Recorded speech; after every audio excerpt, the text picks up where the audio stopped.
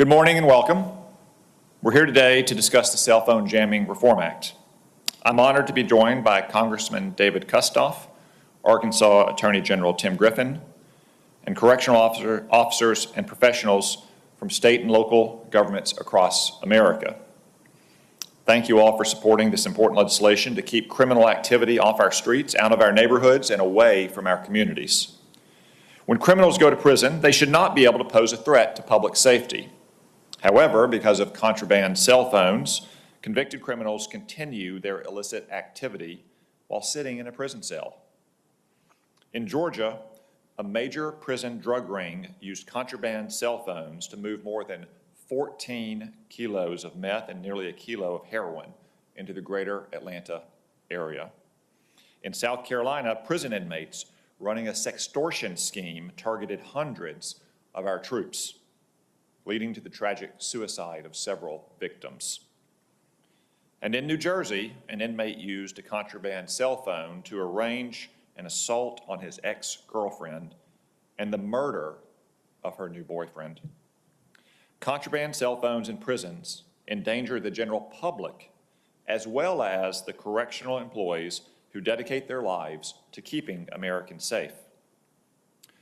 Lieutenant Osvaldo Albarrati, a Federal Bureau of Prisons correctional officer, was killed by a group of inmates because of his work to seize and stop the flood of contraband into a detention center. Incarcerated criminals used a contraband cell phone to contact the gunman who took his life. Within prison walls, contraband cell phones are dangerous weapons.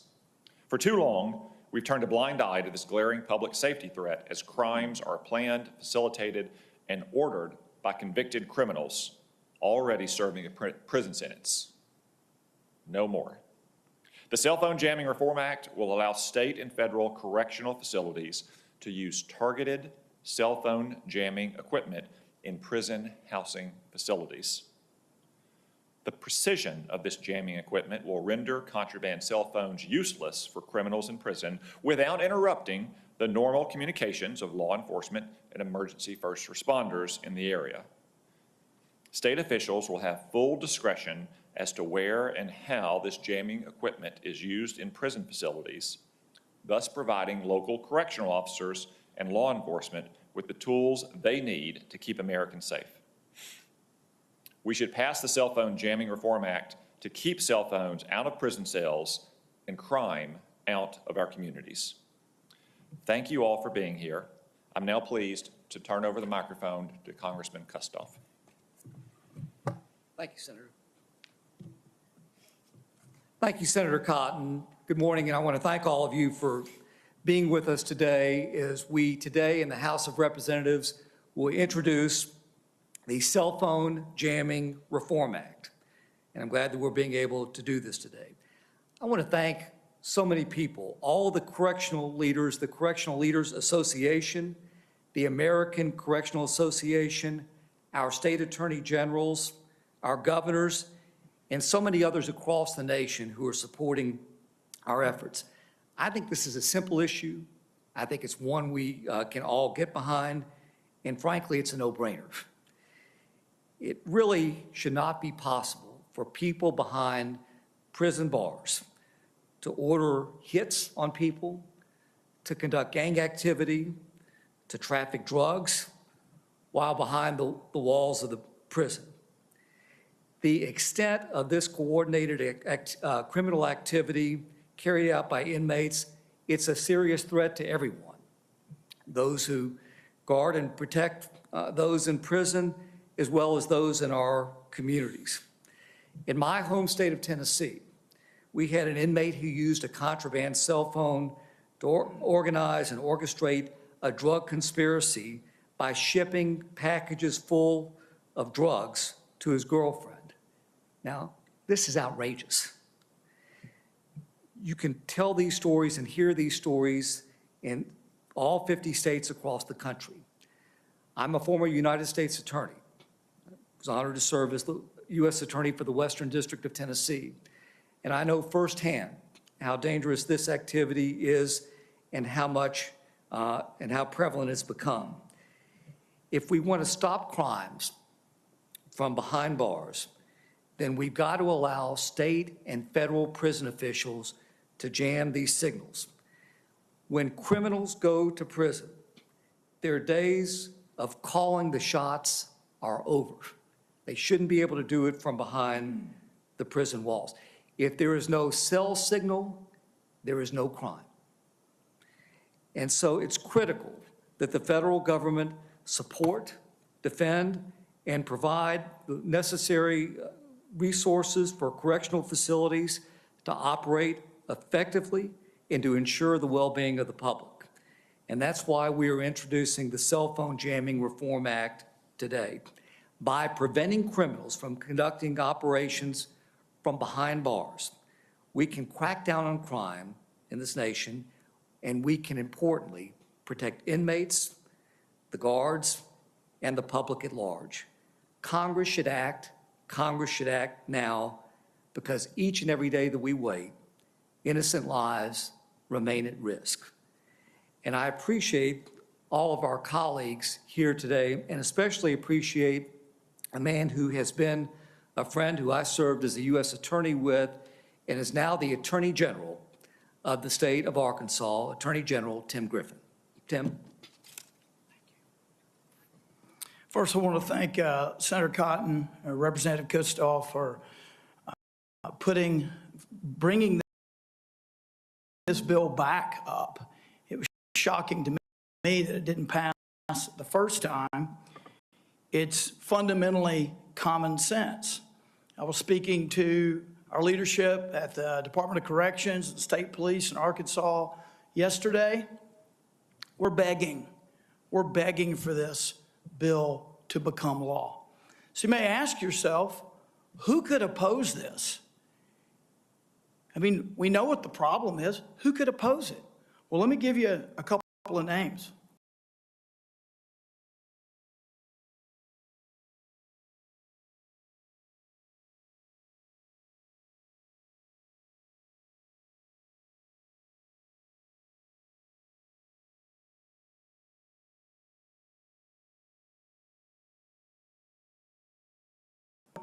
He communicated via cell phone with his wife and his mother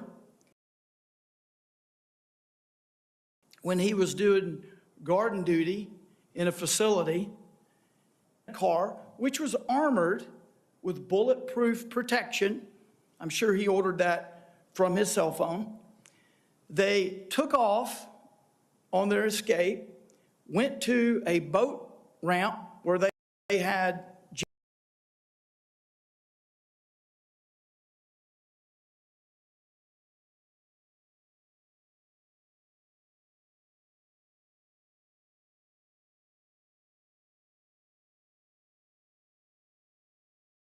like Mr. Hartman, who opposed this bill. Antoine Simmons, he organized a takeover of a maximum security unit at one of our prisons. It was all done via cell phone. We have found CSAM, child. I will tell you that in February, we had a serious threat group leaders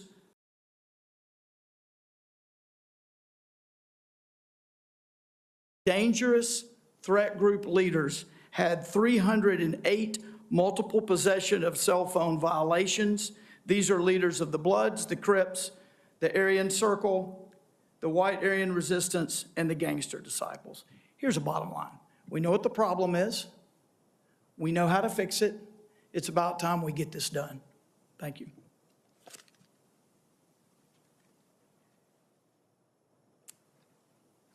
I'm Frank Strada. I am the Commissioner for Tennessee Department of Corrections, and I want to thank Representative Kustoff and Senator Cotton for letting me be part of this today.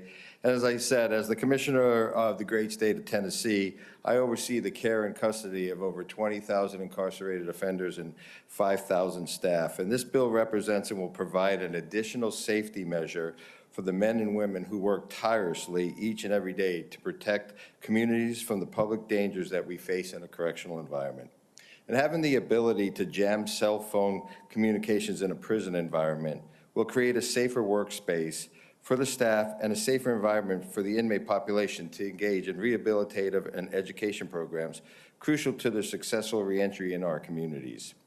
This bill will reduce a constant threat we face with inmates' ability to make unmonitored calls and continue criminal activity during their incarceration. This bill will greatly reduce the hazards of contraband and create a safe and a workspace for all. To Representative Kustoff and Senator Cotton, we appreciate the time and attention you have put forward in this bill. The support of leaders like you and other members of Congress truly show that you care about corrections and the job that we do each and every day, and we appreciate you for that. Thank you. Thank you, Frank, and thank you to all of the correctional leaders and officers that we have here today to advocate on behalf of the cell phone jamming reform bill. I'm now happy to open it up to questions. Yes.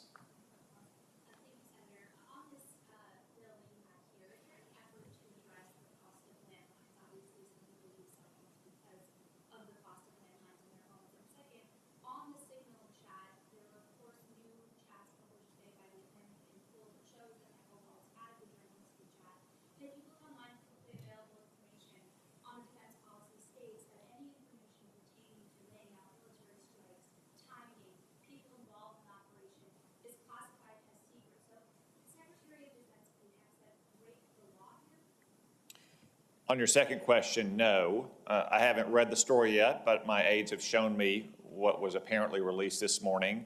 There was no locations listed there. There were no sources of methods. There's no specific target. Certainly there was nothing called war plans, which was an embellishment and exaggeration by a known left-wing partisan opponent